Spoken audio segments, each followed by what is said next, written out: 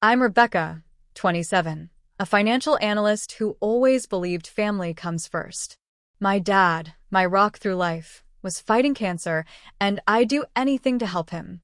When Mom called about an urgent treatment not covered by insurance, I handed over my credit card without hesitation. Little did I know, while Dad suffered, my sister Caitlin was posting beachside selfies from Hawaii, using my money. If you're watching this, drop a comment telling me where you're tuning in from, hit subscribe, and stay for what happened next. Growing up, my dad was my hero. Thomas Anderson, automotive engineer extraordinaire, the kind of father who never missed a school play or soccer game despite working 60-hour weeks. He taught me about responsibility, hard work, and financial independence, lessons that shaped who I am today. 8 months ago, our world shattered when Dad was diagnosed with stage 3 colon cancer. I remember the hospital waiting room, the antiseptic smell, and how small my 6'2" father looked in that hospital gown. Mom paced nervously while my younger sister Caitlin spent most of the time texting her friends, barely looking up when the doctor explained the treatment plan. "It's going to be a tough road," the doctor had said, "but with proper treatment, Thomas has a good chance." I'd built a solid life for myself in Chicago, working my way up at Meridian Investments. Starting as an intern 6 years ago, I now managed portfolios for high-net-worth clients.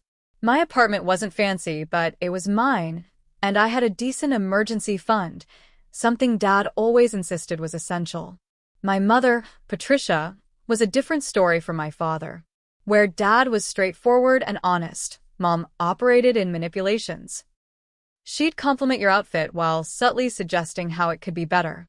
She'd offer help, then remind you of it for months afterward. I'd learned to navigate her behavior over the years, maintaining a cordial but careful relationship. Caitlin, my sister, was 23 and Mom's clear favorite. For years younger than me, she'd never held a job for more than 6 months. She'd bounce between retail positions, complaining about managers who just didn't understand her potential. Meanwhile, Mom would supplement her income, buying her designer clothes and covering her rent when she came up short, which was nearly every month. "Your sister is sensitive," Mom would say whenever I questioned this arrangement. "Not everyone can be as cold and calculating as you, Rebecca." That stung, especially since my calculating nature had allowed me to help them financially numerous times. I'd paid for car repairs, contributed to holiday gatherings, and even covered 3 months of their mortgage when Dad's company had layoffs 2 years ago. As Dad's condition worsened, I noticed his energy fading. Chemo was brutal, turning his robust frame gaunt, his full head of hair now covered with colorful beanies knitted by nurses. During my weekend visits, I'd often find him alone with Mom running errands that somehow always coincided with sales at the mall. One Tuesday evening in April, Mom called me, her voice uncharacteristically urgent. "Rebecca, we need to talk about your father," she said, no greeting, no pleasantries. "What's wrong? Is he okay?" My heart raced as I paced my living room. "There's a new treatment his doctor recommended.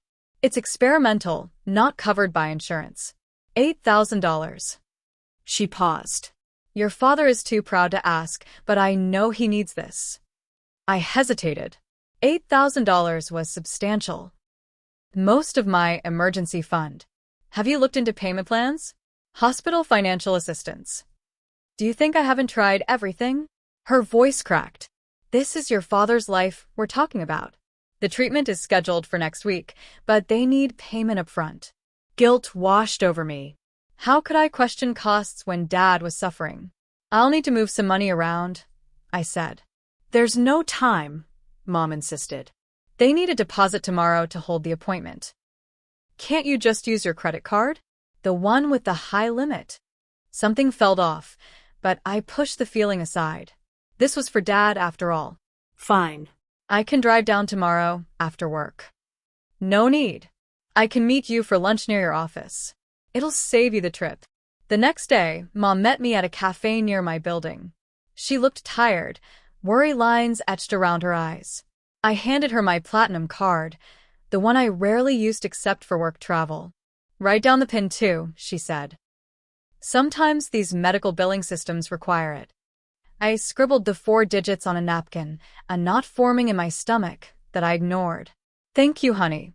She squeezed my hand. "Your father will never know.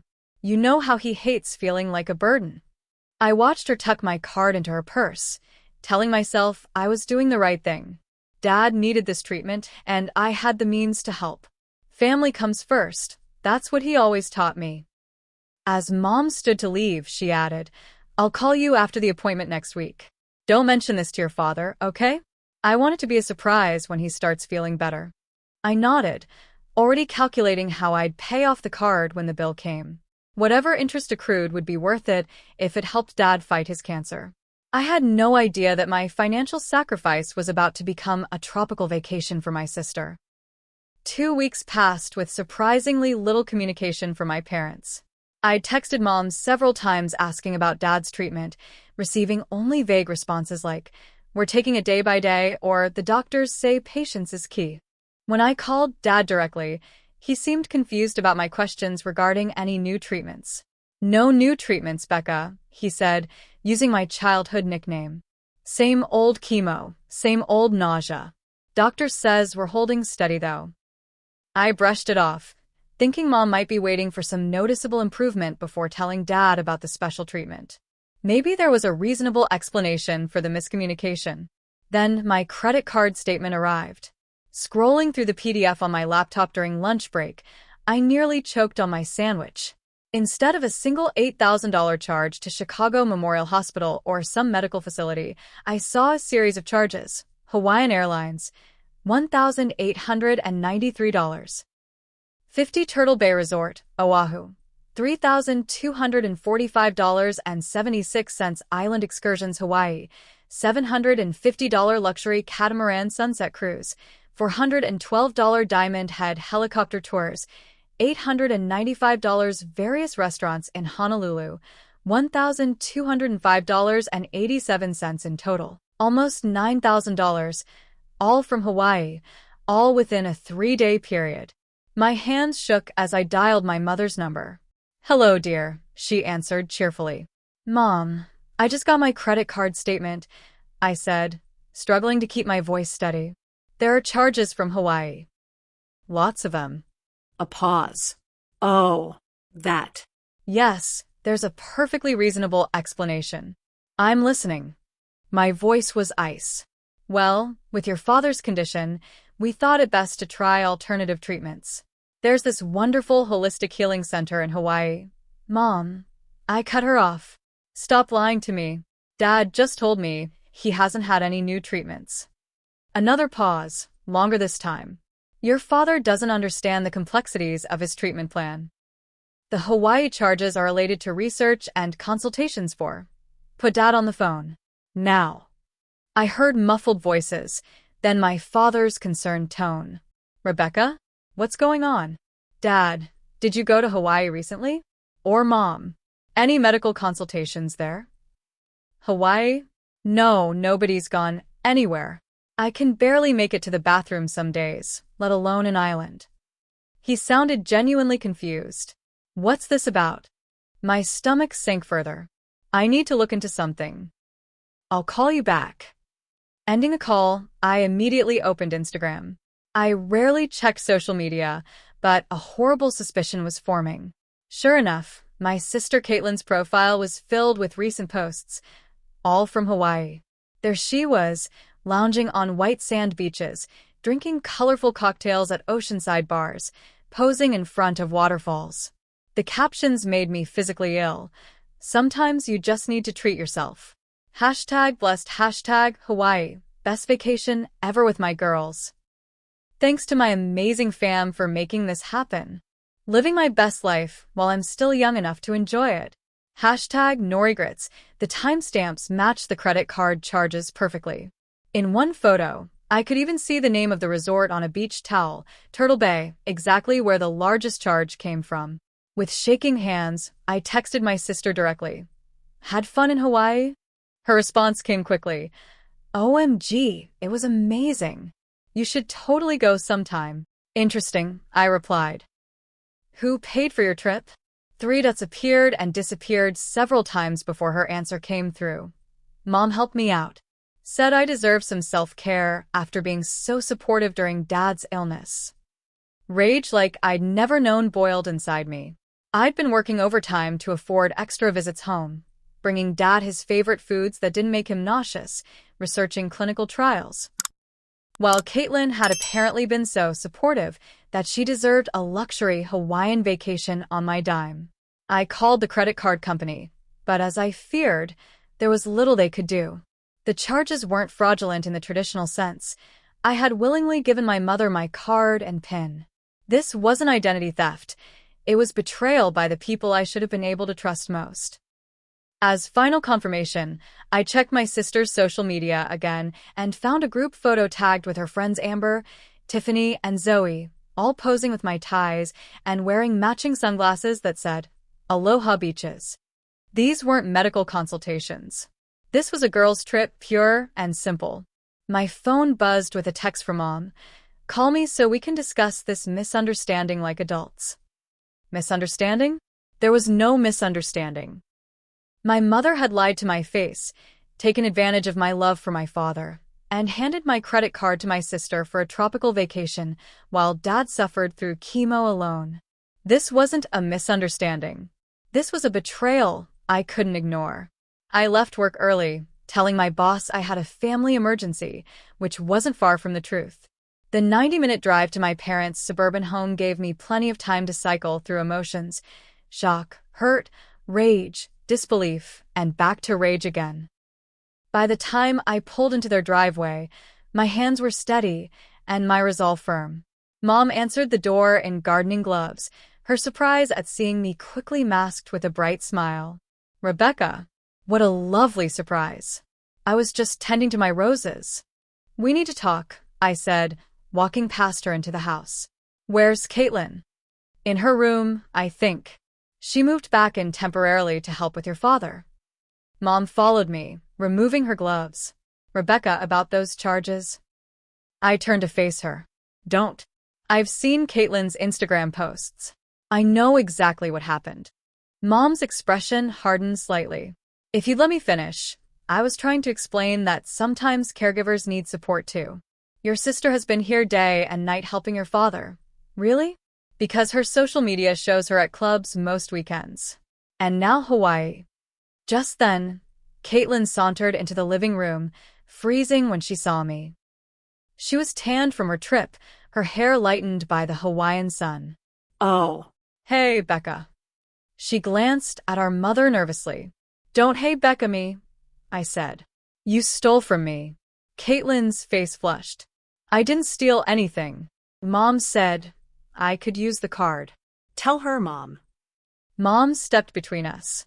"Girls, please. Rebecca, you have to understand. Your sister has been under tremendous stress with your father's illness. She needed a break for her mental health. And I didn't? I've been working 60-hour weeks, so I can afford to help out, driving back and forth every weekend. You have plenty of money anyway," Caitlin interrupted. "You're always bragging about your fancy job and your promotions. What's $9,000 to you? It's probably like a day's work." I stared at her, incredulous. First, that's not even close to what I make in a day. Second, that's not the point. Mom lied to me. She said the money was for Dad's treatment. "Well, in a way, it was for treatment," Mom said smoothly. "Family wellness is a system. Caitlin needed this trip to be stronger for your father. While Dad gets what exactly? He doesn't even know about this special treatment you claimed he needed." "What special treatment?" We all turned to see my father standing in the hallway, leaning on his walker. He looked even thinner than when I'd last visited, his skin pale against his blue robe. "Dad, you should be resting," Mom said quickly. I heard voices. His eyes moved between the three of us. "What's going on?" I took a deep breath. "Mom told me you needed an experimental treatment not covered by insurance. She asked for my credit card to pay for it, $8,000. But instead, she gave my card to Caitlin for a luxury vacation in Hawaii." Dad's face fell as he processed my words. He turned to Mom. "Patricia, is this true?" Mom's demeanor changed instantly. "Thomas, It's more complicated than she's making it sound. Caitlin has been so devoted to your care. She was on the verge of a breakdown. So you lied to Rebecca? Took her money? Dad's voice was quiet but firm. I was going to pay her back, Mom insisted. With what money? I asked. You just spent $3,000 on kitchen renovations last month. Caitlin stepped forward. Why are you making such a big deal about this? It's just money. It's not just about the money. I exploded. It's about the lie. It's about using Dad's cancer as a manipulation tactic. It's about the fact that I've been killing myself trying to help this family while you're posting bikini pics from Hawaii. Of course you'd make this all about you, Mom said, her voice taking on the wounded tone I knew so well. Always the martyr. Always the responsible one looking down on everyone else. Caitlin and I have been here every day dealing with the reality of your father's illness while you pop in on weekends with your organic soups and then escape back to your perfect life in Chicago. I felt like I'd been slapped. Are you serious right now? I'm here every single weekend. I call Dad every day. I've been researching clinical trials, talking to specialists. Your sister shows her love differently, Mom interrupted. She brings joy and lightness to this house. What good is your money if we're all miserable?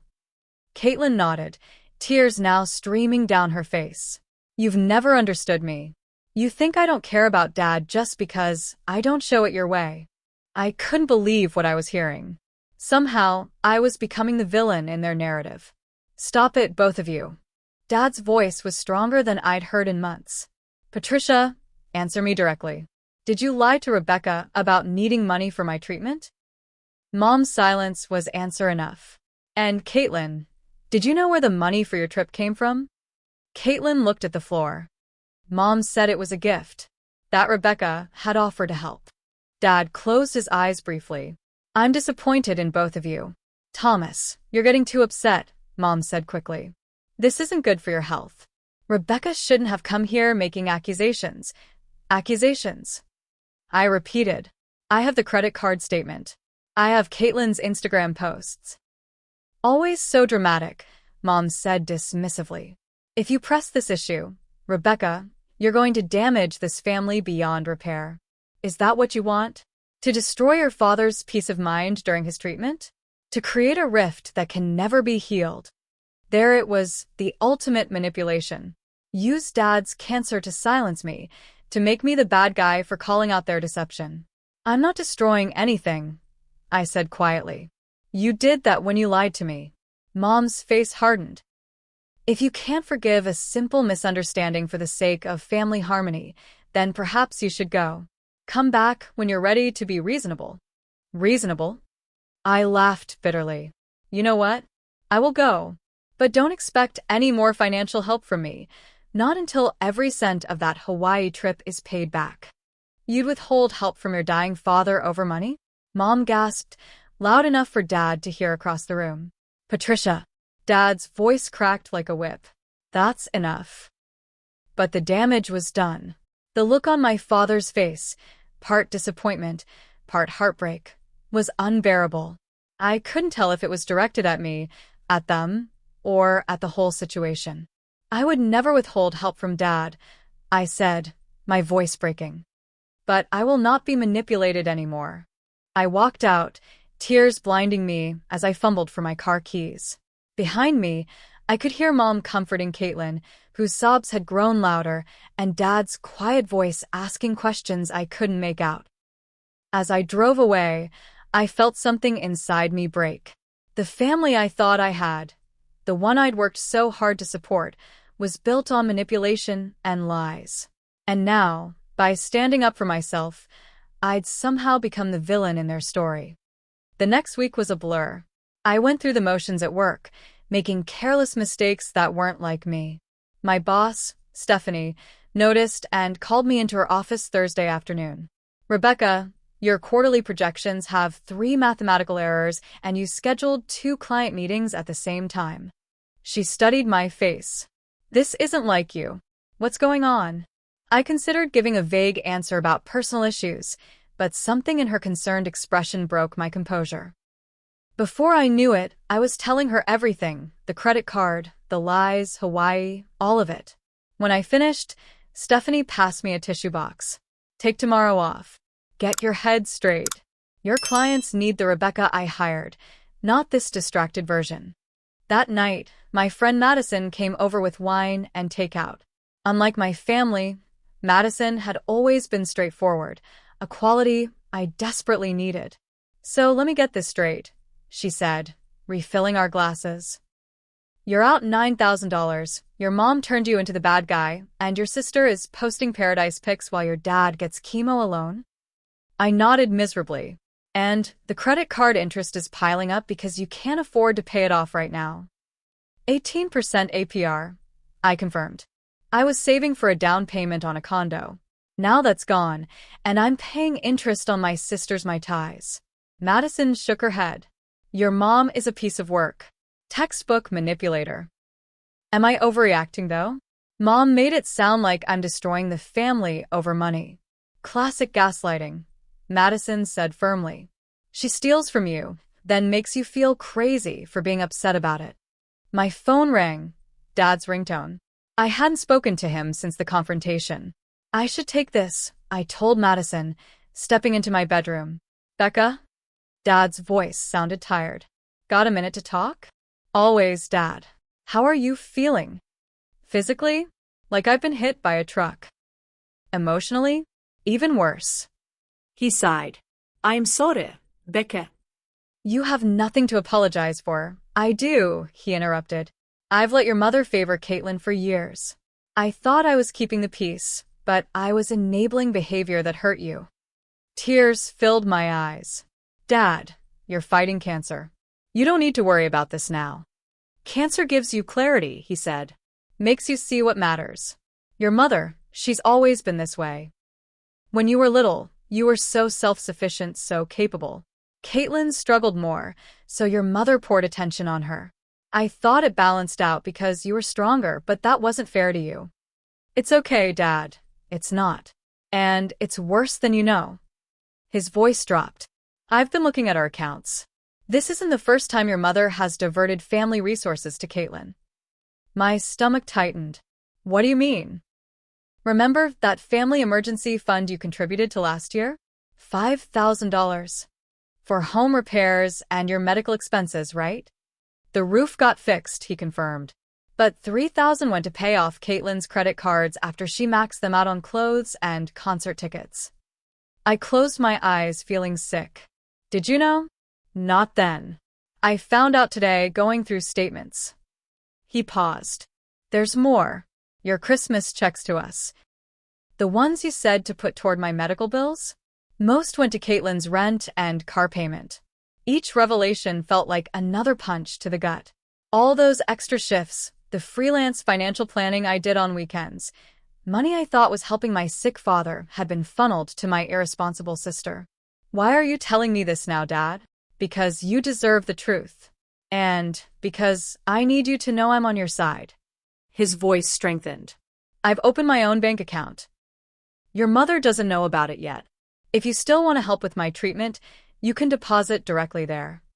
After we hung up, I returned to the living room, sharing the conversation with Madison. This goes deeper than I thought. I concluded. It's a pattern. Madison nodded. So, what are you going to do? I don't know.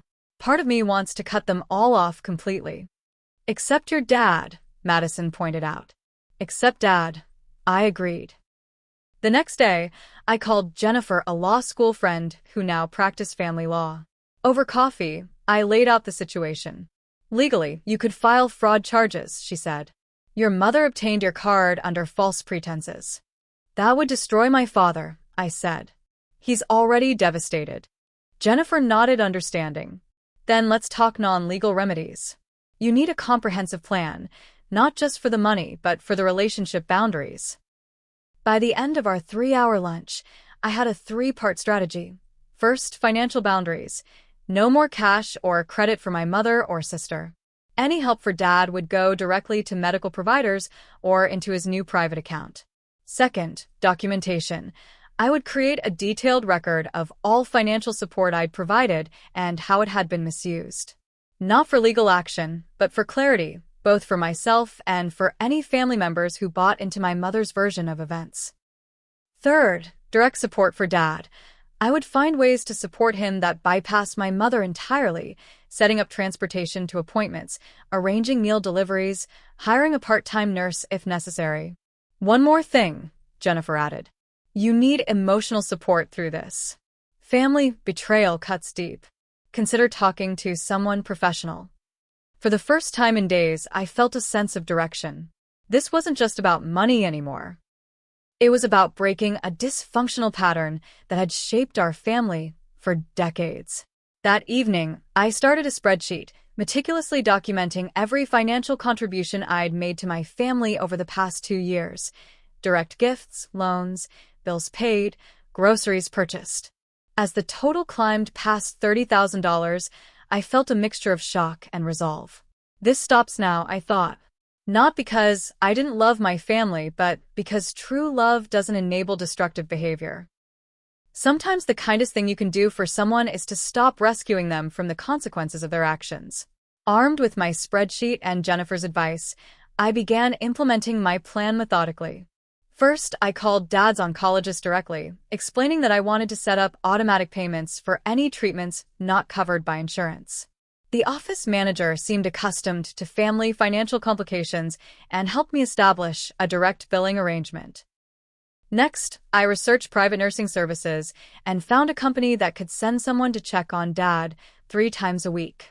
At $500 weekly, it would strain my budget, but knowing Dad would have consistent care was worth every penny. The hardest step came next, confronting the extended family with the truth before my mother's version spread further. I started with Anna Lane, Dad's sister. We met for coffee at a quiet cafe near her house. I've noticed things seem tense between you and Patricia lately, she said after we'd exchanged pleasantries. She mentioned you're upset about some money issues? I took a deep breath. Did she tell you she asked for my credit card claiming Dad needed an experimental treatment, then gave it to Caitlin for a Hawaiian vacation?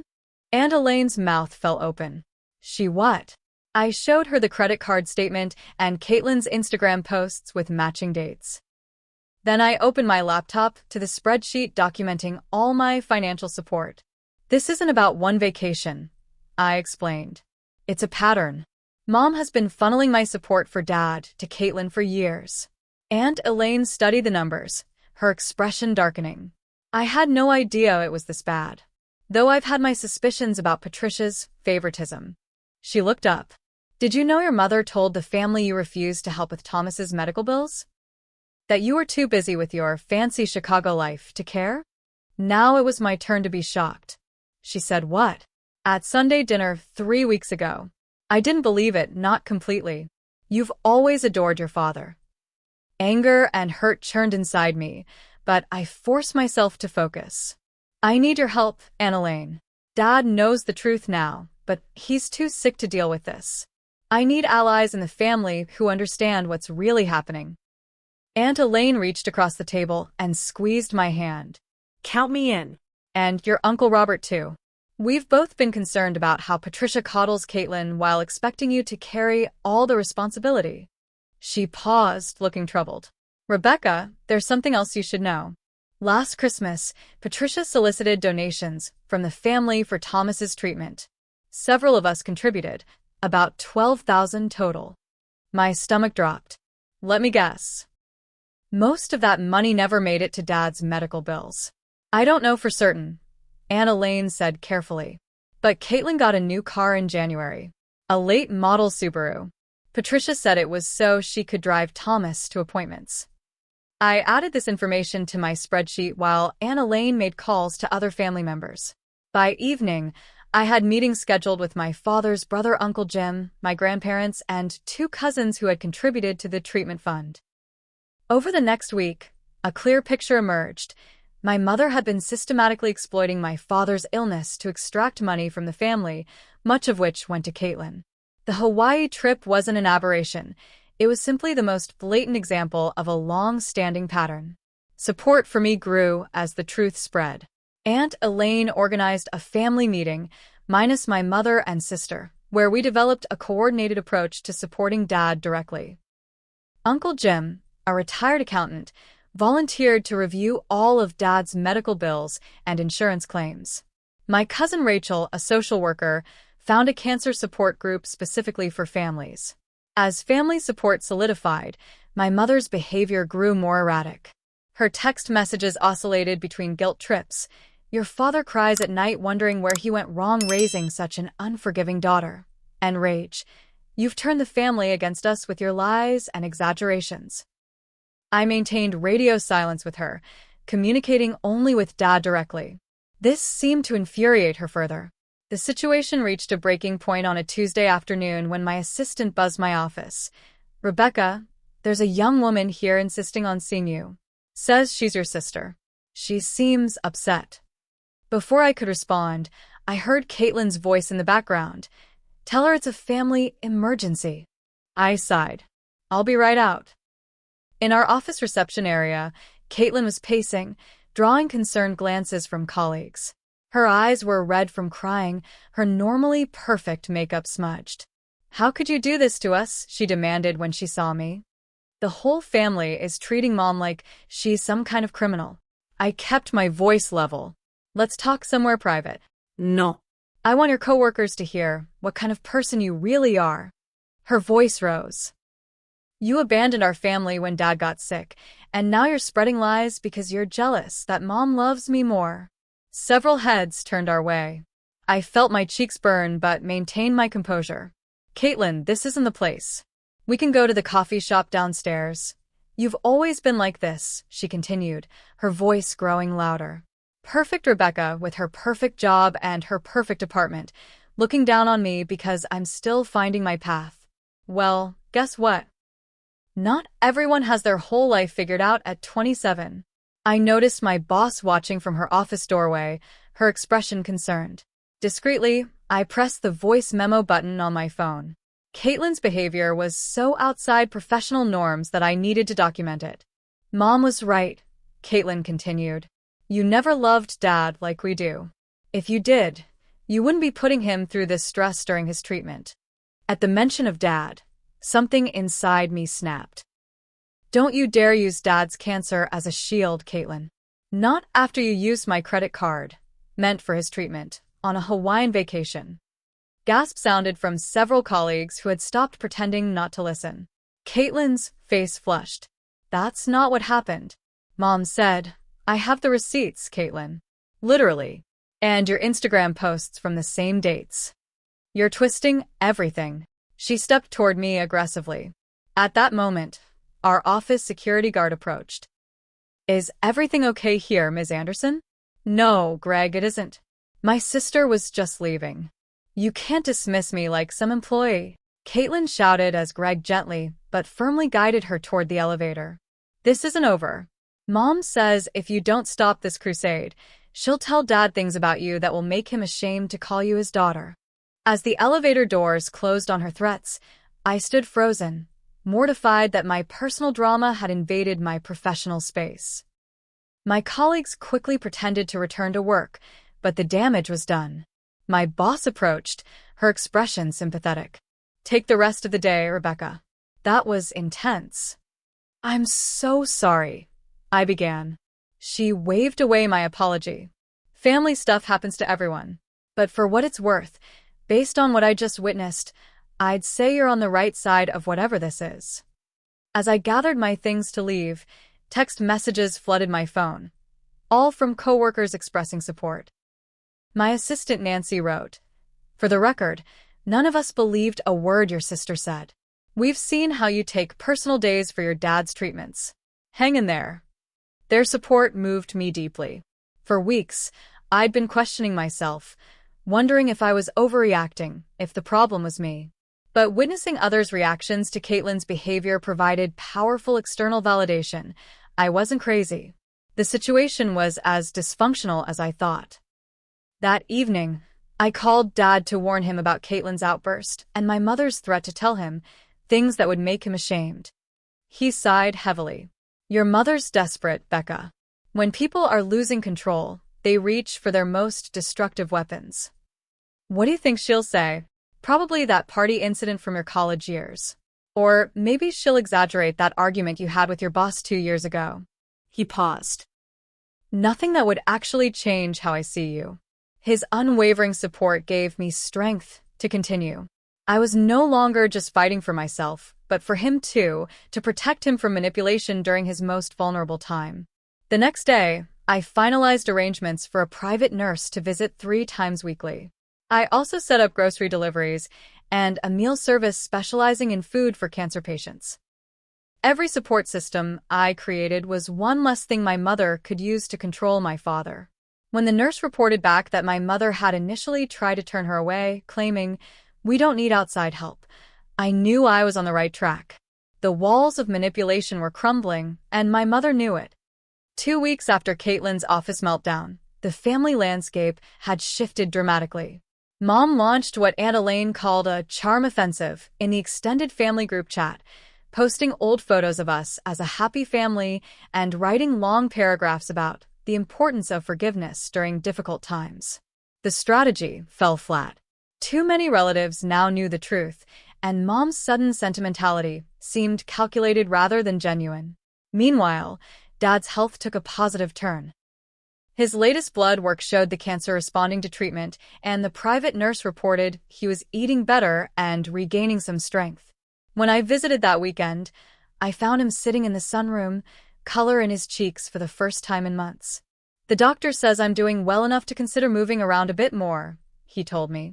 "I've been thinking, would it be possible for me to stay with you in Chicago for a while? Just until I'm stronger." The request surprised me. "Of course, Dad. I have a guest room that's all yours.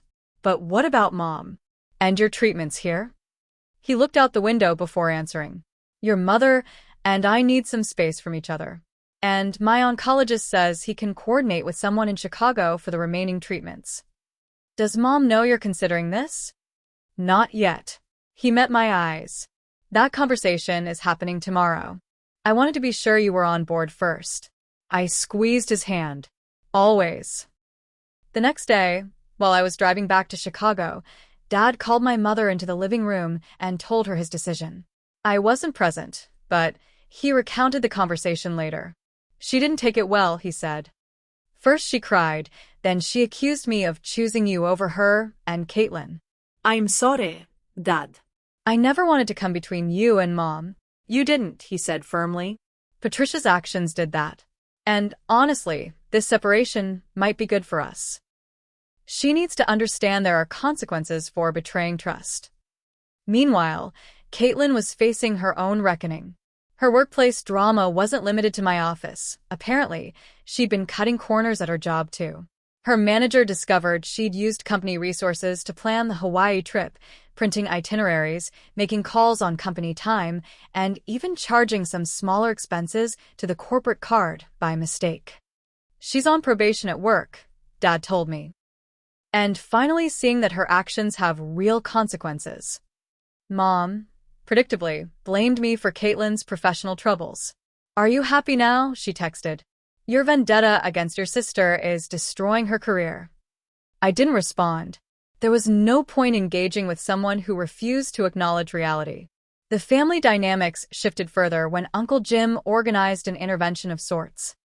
He invited my mother to lunch, where she found not just him but also Aunt Elaine, my grandparents, and 2 cousins waiting. "We love you, Patricia," Uncle Jim began, according to Aunt Elaine's account. "But what you did with Rebecca's credit card was wrong. And we have concerns about the family donations for Thomas's treatment." Mom apparently tried her usual tactics: tears, defensiveness, counteraccusations, but the united front held firm. They presented her with 2 options: admit what she'd done and make amends, or face increasing isolation from the extended family. "We won't enable behavior that hurts Thomas or Rebecca," my grandfather stated. Family loyalty doesn't mean blind support for wrongdoing. The intervention seemed to crack something in my mother's facade. That evening, she called me, our first direct conversation in weeks. "Your father is moving to Chicago," she said without preamble. "I know," I replied cautiously. The family seems to think I owe you an apology. Her tone was stiff, resentful. I waited, saying nothing. I may have misrepresented the purpose of your credit card, she continued. It was wrong of me. I should have been honest about wanting to help Caitlin. It wasn't much of an apology, but it was more accountability than I'd ever heard from her. Thank you for acknowledging that, I said. But an apology without change is just manipulation. If you want to rebuild trust, Caitlin needs to repay every cent of that Hawaii trip. She doesn't have that kind of money. Mom protested. Then she can set up a payment plan. $100 a month until it's paid off. And I want a written acknowledgement of what happened. You're being vindictive. No, Mom. I'm establishing consequences. There's a difference. After more negotiation, we reached an agreement. Caitlin would repay $50 weekly until the debt was cleared, and both she and my mother would write letters acknowledging what they'd done. In return, I would not pursue legal action and would consider rebuilding our relationship over time. It wasn't a perfect resolution, but it was a start. More importantly, it established that I would no longer be the family doormat, expected to give endlessly while receiving nothing but manipulation in return.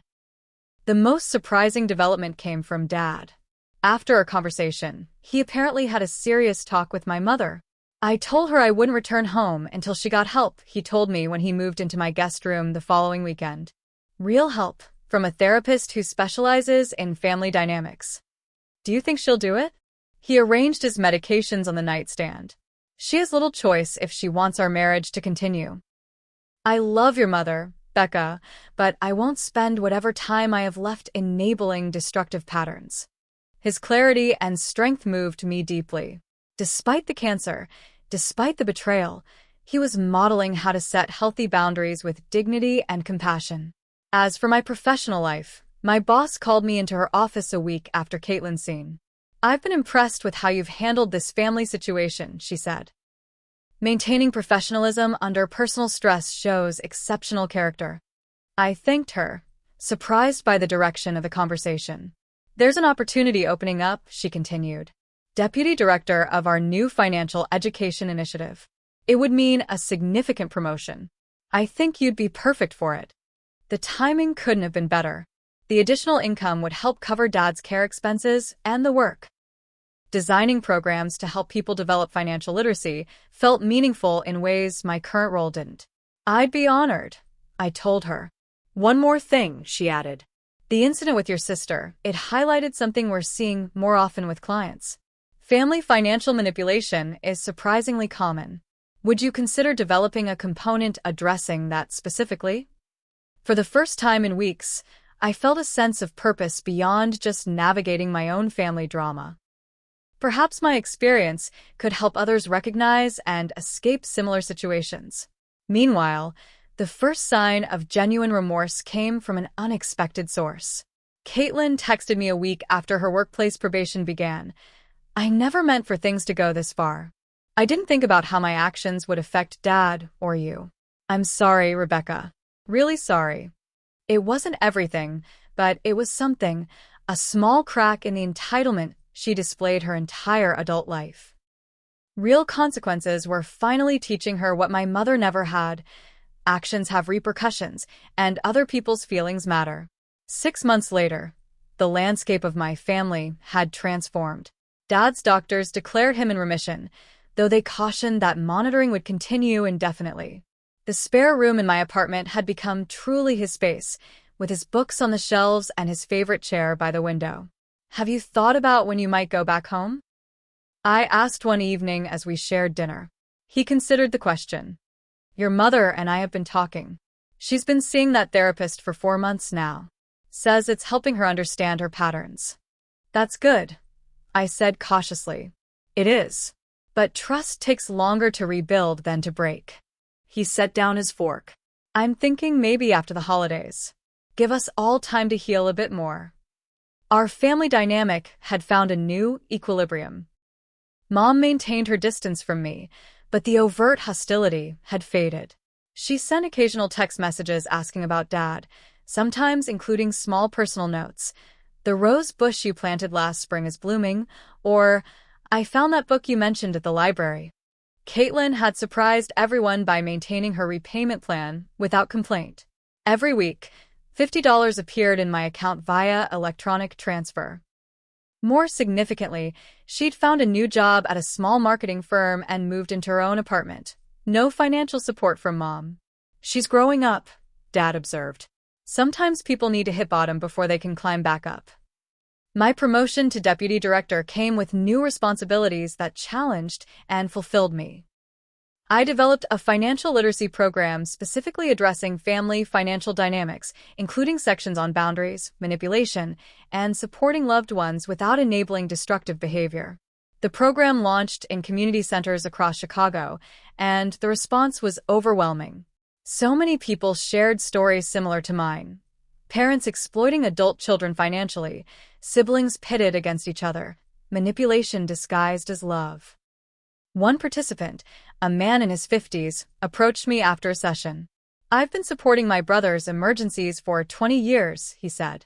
"Today was the first time I realized I wasn't helping him, I was helping him avoid responsibility." His words affirmed what I'd learned through my own journey. Sometimes the most caring thing you can do is stop rescuing someone from the consequences of their choices.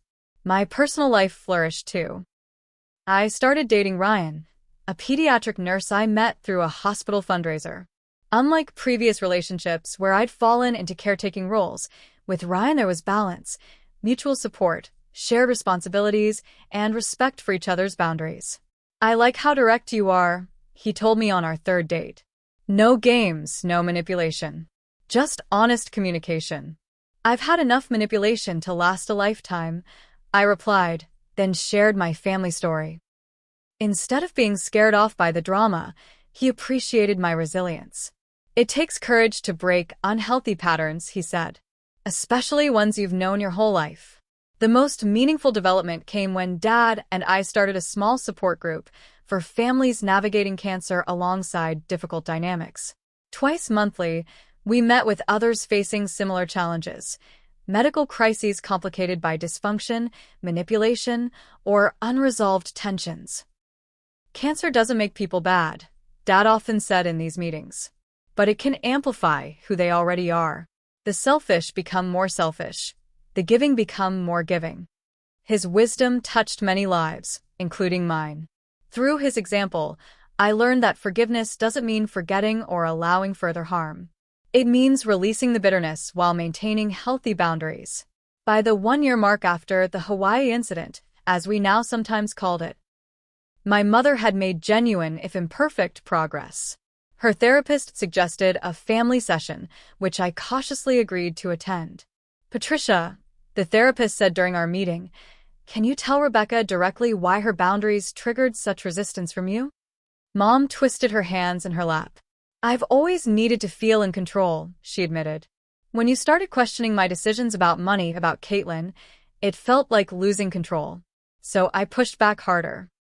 "And how do you feel about Rebecca's boundaries now?" the therapist prompted. "They're fair." The words seemed difficult for her. "You have every right to decide how your money is used. I shouldn't have lied about your father's treatment." It wasn't a perfect reconciliation, but it was a step toward authentic relationship, one based on truth rather than manipulation and enabling. Caitlin's journey proved more substantial than any of us expected. After paying off about half the Hawaii debt, she approached me with an unexpected proposal. "I want to volunteer with your financial literacy program," she said. My story, being the irresponsible one who never faced consequences until now, might help others. Her self-awareness surprised and moved me. "That would be really valuable, actually." "I can't change what I did," she said. "But maybe I can help prevent someone else from making my mistakes."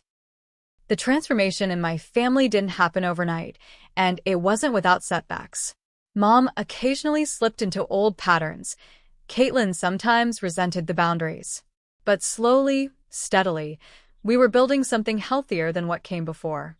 Dad's cancer journey taught us all that life is too short for toxic dynamics. His courage in facing both his illness and our family dysfunction inspired each of us differently, giving me strength to establish boundaries, pushing Mom towards self-reflection and showing Caitlin that actions have real consequences. For me, the most profound lesson was understanding that true love wants the best for others, even when that means allowing them to experience the natural results of their choices. Sometimes the most caring action isn't rescuing someone, but stepping back so they can grow. I also learned that family isn't just about biological ties. It's about who treats you with respect, honesty, and genuine care. The friends who supported me, the colleagues who stood by me, the new connections made through shared experiences, these relationships enriched my life immeasurably. As Dad prepared to move back home, our family forever changed but cautiously healing. I reflected on how far we'd come. From betrayal and gaslighting to cautious reconciliation and growth. The journey wasn't what I would have chosen, but the destination. A life of authenticity and healthy boundaries was worth every painful step. Have you ever had to set difficult boundaries with family members? How did you balance love with self-protection? Share your experiences in the comments below. And if this story resonated with you, please hit that like button and subscribe for more real-life stories about navigating complicated family dynamics. Remember, standing up for yourself isn't selfish. Sometimes it's the most loving thing you can do, both for yourself and for those who need to grow. Thank you for listening to my journey, and I wish you strength and clarity in your own.